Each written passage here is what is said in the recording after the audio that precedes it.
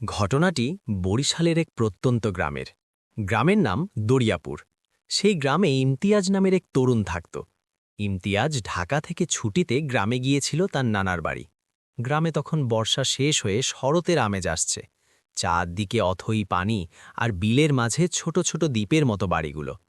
ইমতিয়াজ একটু সাহসী প্রকৃতির ছেলে ছিল, তাই সে একা একাই রাতের বেলা গ্রামের মেঠো পথে হাঁটাহাঁটি করতে পছন্দ করত।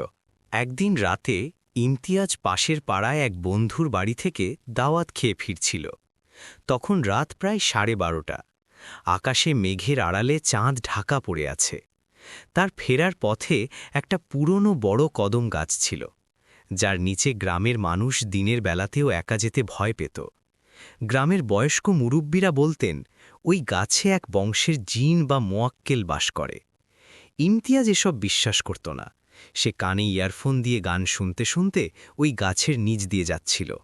হঠাৎ ইমতিয়াজ খেয়াল করল তার পাশ দিয়ে খুব কড়া এবং মিষ্টি একটা সুগন্ধ ভেসে আসছে, অনেকটা আতর বা অগরের ঘ্রাণের মতো। সে ভাবল হয়তো আশেপাশের কোনো বাড়ি থেকে কেউ আতর মেখে বের হয়েছে। কিন্তু পরক্ষণেই তার মনে হল, এই মাঝরাতে বিলের ধারে নির্জন রাস্তায় কে আসবে। হঠাৎ সে দেখল রাস্তার মাঝখানে সাদা পাঞ্জাবি আর টুপি পরা একজন মুরব্বী মানুষ দাঁড়িয়ে আছেন। লোকটার দাড়ি একদম ধবধবে সাদা এবং বুক পর্যন্ত লম্বা। ইমতিয়াজ ভদ্রতা করে সালাম দিল। আসসালামু আলাইকুম চাচা, এত রাতে এখানে দাঁড়িয়ে কেন? লোকটা কোনো উত্তর দিল না, শুধু হাতছানি দিয়ে তাকে কাছে ডাকল। ইমতিয়াজ যখন লোকটার একদম কাছে পৌঁছাল, তখন সে এক অদ্ভুত জিনিস লক্ষ্য করল। লোকটার গায়ের রং স্বাভাবিক মানুষের মতো নয়, বরং হালকা নীলচে, এবং তার পা দুটো মাটির সাথে লেগে নেই, বরং মাটি থেকে কয়েক ইঞ্চি ওপরে ভাসছে। ইমতিয়াজের মনে পড়ে গেল তার নানার কথা, জিনেরা যখন মানুষের রূপ ধরে তখন তারা পা মাটিতে ঠেকায় না। সে আতঙ্কিত হয়ে পেছনে ফিরতে চাইল, কিন্তু দেখল তার চারপাশটা হঠাৎ বদলে গেছে। সে আর রাস্তার উপর নেই, সে যেন এক বিশাল অন্ধকার প্রাসাদের সামনে দাঁড়িয়ে আছে। সেই সাদা পোশাকের লোকটির গলার আওয়াজ এবার বজ্রের মতো শোনাল, আমাদের সীমানায় অনুমতি ছাড়া কেন ঢুকেছিস?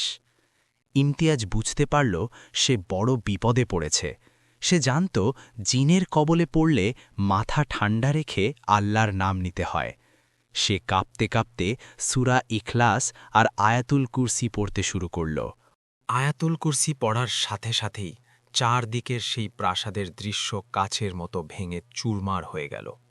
ইমতিয়াজ দেখল সে সেই কদম গাছের একদম মগডালে বসে আছে এবং নিচে জলার কাদা।